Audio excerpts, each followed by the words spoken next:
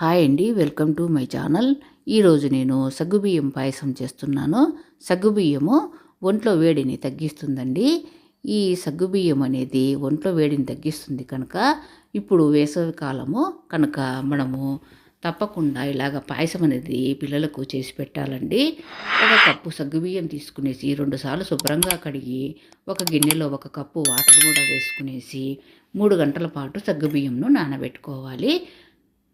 తర్వాత stove on చేసుకునేసి medium flame పెట్టుకునేసి వెడల్పాటి గిన్నెను పెట్టుకునేసి 1 కప్పు సగ్గుబియ్యంకు 2 కప్పుల వాటర్ అనేది వేసుకోవాలి.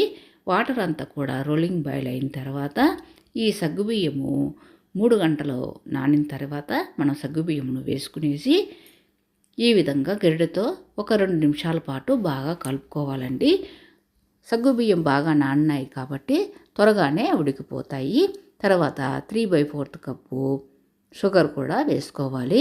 ఇక్కడ చక్కెర కానీ బెల్లం కానీ వేసుకోవచ్చు. షుగర్ వేసిన తర్వాత ఒక 5 నిమిషాలంటే మనకు బాగా కరిగిపోతుందండి. ఇలాగ కరిగిన తర్వాత మనము 1 కప్పును మెజర్మెంట్గా తీసుకోవాలండి. 1 కప్పు సగ్గుబియ్యము, 2 కప్పుల వాటరు, 3 కప్పులు పాలు అనేది చిక్కని పాలు అనేది కాచి చల్లార్చుకునేసి వాటిని కూడా వేస్తున్నాను. 3 కప్పులు పాలు అనేది వేసిన తర్వాత ఒక 2 నిమిషాల పాటు బాగా కలుపుకునేసి మనకు సగ్గుబియ్యము బాగా ఉడికిపోయి ఉంటుందండి. తర్వాత ఇలాచీ పౌడర్ అనేది 1 హాఫ్ స్పూన్ వేసుకోవాలండి. నేను ఇలాచీని కొద్దిగా తీసుకునేసి చక్కెరలో ఈ విధంగా నేను మిక్సీలో వేసుకునేసి ఫైన్ పౌడర్ లాగా చేసుకునేసి ఈ పౌడర్ను నేను 1 హాఫ్ స్పూన్ వేసుకున్నాను. అది ఇక్కడ చూపించలేదండి.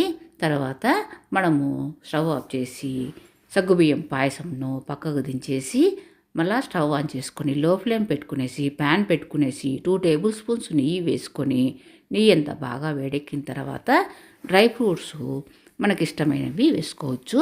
నేను ఈ విధంగా డ్రై ఫ్రూట్స్ కాజు కిస్మిస్ వేసుకునేసి ఒక 2 నిమిషాల పాటు బాగా వేయించుకునేసి మనము సగ్గుబియ్యం పాయసంలో వేసుకోవడమే అండి. చాలా ఈజీగా చేసుకోవచ్చు. తప్పకుండా ట్రై చేయండి. ఇంకా మన ఛానల్కి సబ్స్క్రైబ్ చేయని వాళ్ళు ఉంటే తప్పకుండా సబ్స్క్రైబ్ చేసి వీడియో చూసినాక లైక్ చేయటం మర్చిపోకండి. Thank you very much.